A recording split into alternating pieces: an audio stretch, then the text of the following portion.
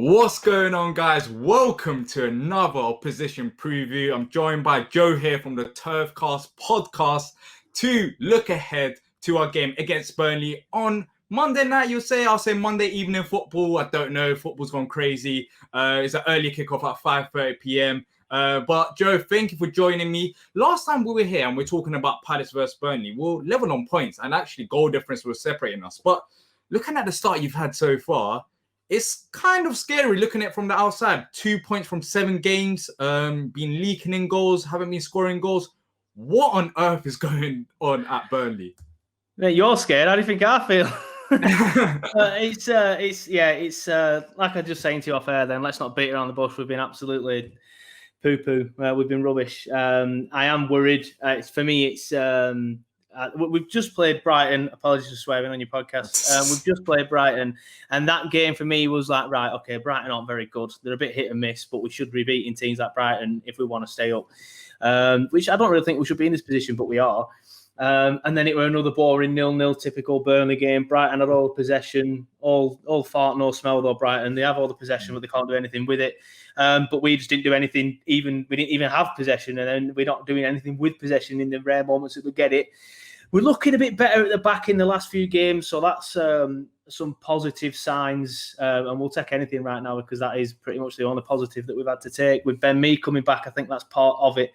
But yeah, like you say, leaking goals, not so much at the minute. That has slowed down a little bit, but over the course of the season, leaking goals. But the problem at the minute is still up front.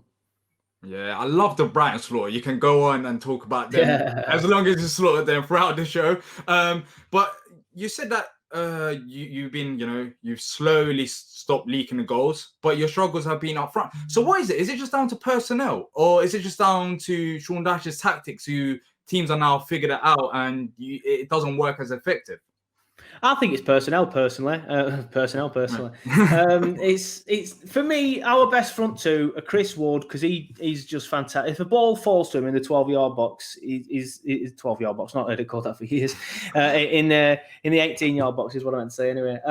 Then he's going to finish it. He's going to finish it. He had a couple against West Brom. One of them where you think, oh, Woody, you should be finishing that, and one that are a bit.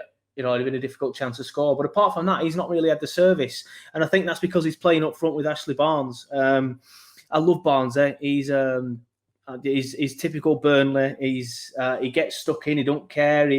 He'll throw his body in the way and things like that. And he'll just upset defenders. And I love him for that. But I think for me, it's got to be Chris Wood and Jay Rodriguez. And for some reason, Dyche has this stubbornness. He did it a few years ago with Joe Hart in the net.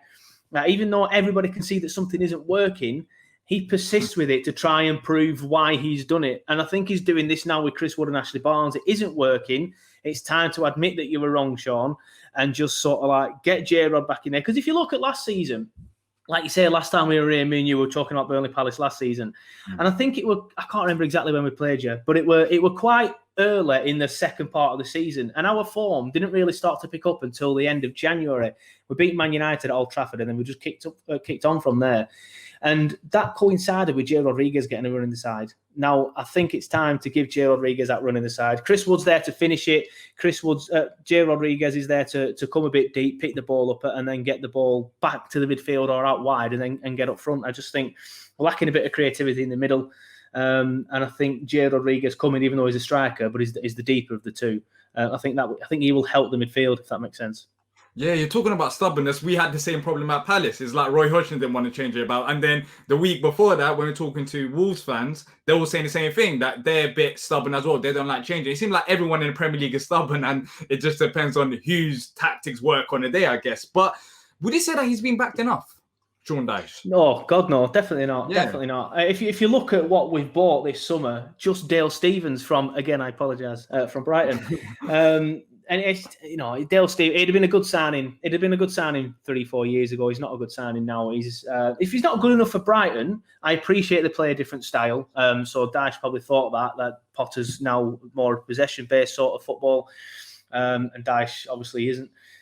So I can understand why you maybe thought he might still be a good signing, but he's the wrong side of 30, and he's just not slotted into the side at all. Every time he plays, we look pedestrian. Having said that, he didn't play against Brighton, and we still look pedestrian. So it might be the team rather than Stevens himself. But that was the only person we brought in the summer for a reported £1 billion, and it's just not enough for the Premier League. Of course it isn't. If you look at Leeds that have come up, they've spent millions. Villa always spent millions for the last 2 years. So looking at teams that finished below us last season or were in the Championship, they've all spent absolutely loads and they've all progressed. We haven't. If anything, we've gone backwards because we lost 5 players at the end of last season. Jeff Hendrick, Aaron Lennon, and a few others, Joe Hart, Adam Langstons. But if you look at Jeff Hendrick and Aaron Lennon, yeah, they weren't first teamers, but they were rotated into the side, especially Hendrick. He probably did start quite a lot of games. Whereas the rest of them were mainly rotated into the side. But we lost all of them and we've just not been replaced. And it is because of all this takeover stuff. I don't know how much you've heard on that, but there are rumours that Burnley's getting taken over. And the only thing I can think the reason why Mike Garlick, who is current chairman, hasn't spent any of his money is because obviously we will look a healthier proposition if there's money in the bank when a proposed buyer's going to want to buy us. So I think that's it. But it could cost us Premier League status. It really could. We are in that position at the minute. We could be last season's Watford. No one ever at the start of the season, everyone like, oh, Watford, the Premier League established now, probably won't go down, but then they just had a poor season and went down. That could be the other season. We're in that position now. Yeah, that sounds crazy, especially on the Sean Dyche, which we were talking about last time when you were on. He's been linked with a move to Palace. Is he annoyed about the situation of not getting backed? Are you worried that he could potentially leave the club come into the season with the current owners not really backing him? I think by then, I think the situation will be resolved. It sounds like it is nearing the point where one of the potential buyers, there's 2 at the minute, but one of the potential buyers will hopefully be in, rumour has it, before the January transfer window.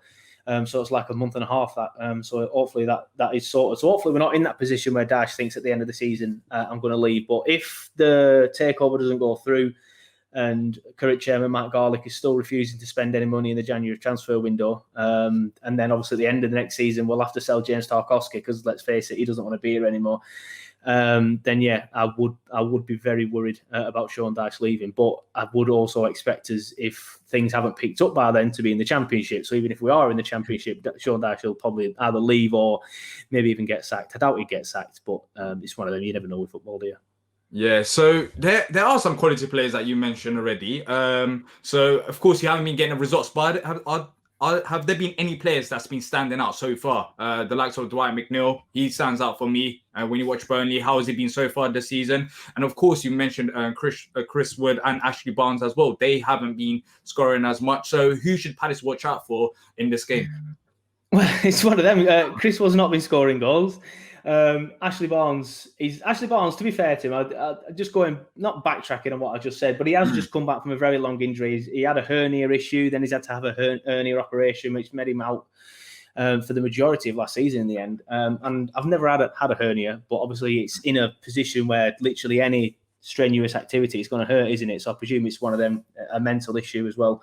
With Ashley. But Dwight, he's been quiet this season, mate. He's had one good game and that were against West Brom. And I don't want to slag West Brom off, but it's only West Brom, isn't it? Yeah. And when he's coming up against quality defenders and quality midfielders, it seems like he's a bit quiet. Again, that it could be a tactical issue.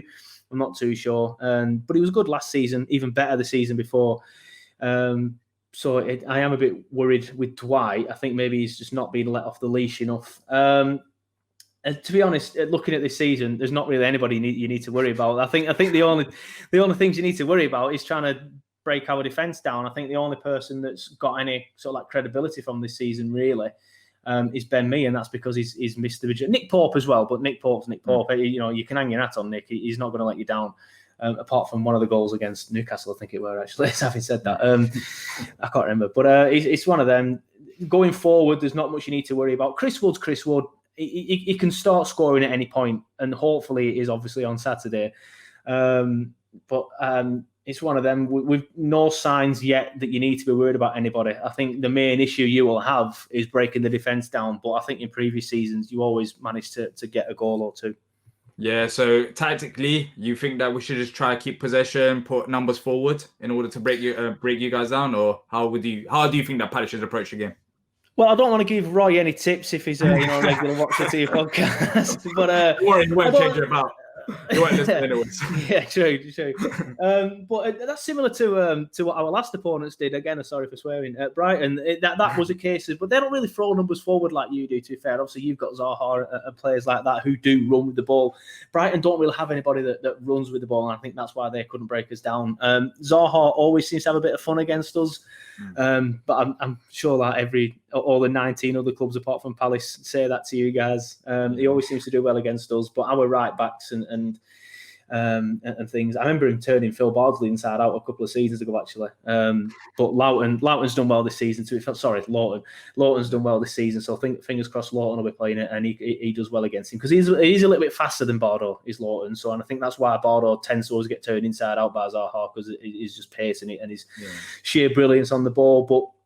But yeah, I think you get possession. We will sit back for the majority of the game. I don't know. I think we're a weird side. I think at 0-0, I'm always pretty confident that we can either nick a result or avoid defeat. But as soon as it goes to 1-0 to the opposition, that's when we struggle, because we don't have that creative flair that we had a few seasons ago. And we don't really have, at the minute, many goal scorers. And we're not creating chances. I think our expected goals, which is this new stat that everyone seems to love out of nowhere, is the lowest in the Premier League. I haven't factually check that. I just presume it would be because of the way we play.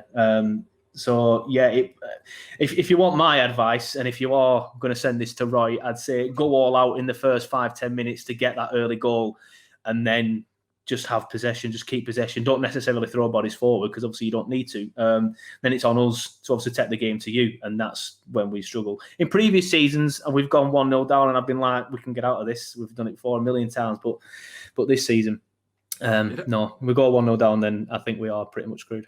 That is so weird, because that's exactly the same feeling with Palace. It's like when we go 1-0 up, I don't know the exact record, but we don't lose games. It's just it's like that. We just don't. But when we're 1-0 down, because plan A, we don't change to plan B. We just can't do anything. And it's so basically what you're telling me is that whoever scores first, they're most likely to win and get a result out of it, because either side can't come back down from 1-0. Yeah, it sounds like it. Well, obviously I said that. I've been saying that. It's weird that you think that to me, because, like I said, you've got these players that have attacking. I know a lot of opposition fans will say Zaha. I'm sure you'll have in your mind other players that are capable. But it's you have them sort of players, whereas we don't. So I wouldn't be. I'm surprised that you guys think that, is what I'm trying to say. Yeah. Well, look, finally, your lineup and your score predictions going into the game. Of course, I don't know what to expect from Palace perspective. I'm just trying to think of score prediction now. I think it's going to be a difficult game, but how do you see it? Is this a must-win for you guys? I think so. A lot of people don't seem to agree. I don't really know why. Burnley fans don't seem to be as I won't say as worried, because there are a lot of Burnley fans that are like, that's it, I think we're going down. But I don't know if it's because we're not at the ground anymore, or the football's just not, I wouldn't say poor, like getting to people, but I just think because we're not doing so well at the minute, people are just sort of like, oh, I don't care, sort of thing. So a lot of Burnley fans aren't saying it is a must-win game, but I think it is. I said the same for Brighton, and we didn't win it. So I remember saying, because me and my dad always have a chat after every Burnley game. I remember saying to my dad, they were like, oh, rubbish point. And I said, it is, but if we beat Palace, then it makes it a good point. Obviously, that's after the Brighton game. So it's one of them. I think if we get another point, it's not enough. Dyche will look at the positives, he always does, and spew all that stuff in the post-match and try and make it look like it is a positive. But we need 3 points. And it's obviously, looking at the start that you've had, it's not going to be easy. If going into games at home against Palace in the last 3-4 seasons, I've always said, yeah, Burnley, because Burnley do well against anyone outside the top 6 at home. But obviously this season, I think we've only played Palace outside the top 6 at home. Not Palace, Southampton outside the top 6 at home, to be fair. And they've also had a good start. A little bit better than you guys, obviously. And we were really, really poor in that one. But it's just the same issues in every single game. It's just no creativity, nothing being created at all, nothing going forward. And at the start of the season, poor defensively. But that's pretty much it. Yeah, I don't think you'll have to worry too much if you get the early goal. In terms of like lineups, I could probably tell you it now. It's going to be Nick Pope, Charlie Taylor at left back, Ben Mee and Tarkett in the middle. Either Loughton or Bordeaux at right back. That's probably one of the only places Sean Dyche tends to tweak. We'll have Dwight on the left. Wester, hopefully, and Brownhill, hopefully, in the middle, not Stevens. Goodmanson on the right. He's made a paper, though, is Goodmanson. You never know whether he's injured or not. So, again, that's another one that could be a bit different.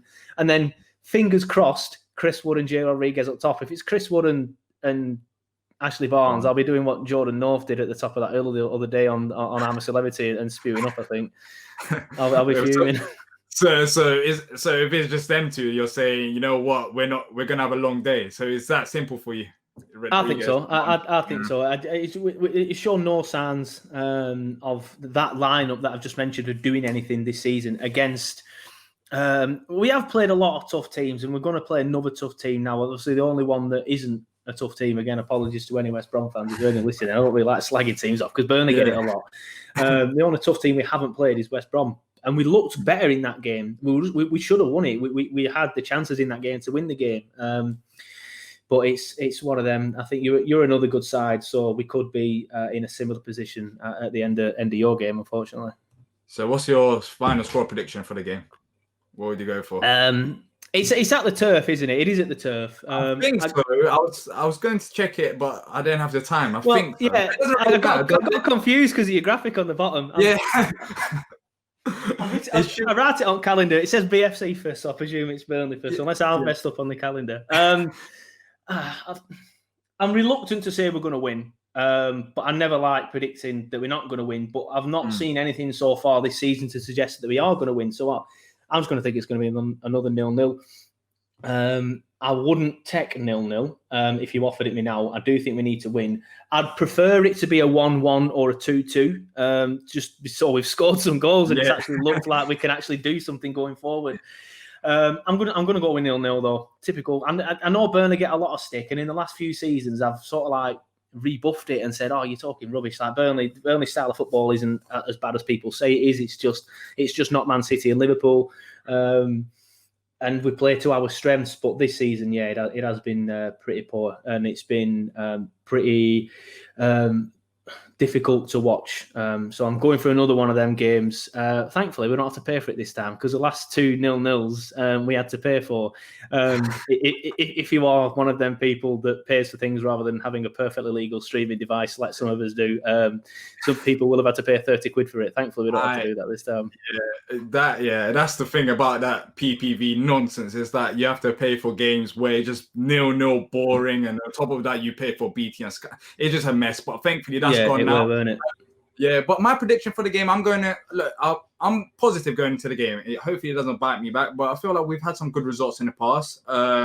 And hopefully going into this game, we're coming off a 4-1 victory against Leeds. So we've got a bit of momentum there. Of course, international break. You don't know how players are going to come back. But I'm going to go for, a 1-0 or 2-0 Palace victory. I feel like we have been all right defensively. You guys have struggled going forward. So realistically, I expect us to win. But of course, this is football. You never know. You might see Burnley turn to prime Barcelona against us, which I won't be surprised about. Fingers crossed, mate. Fingers crossed.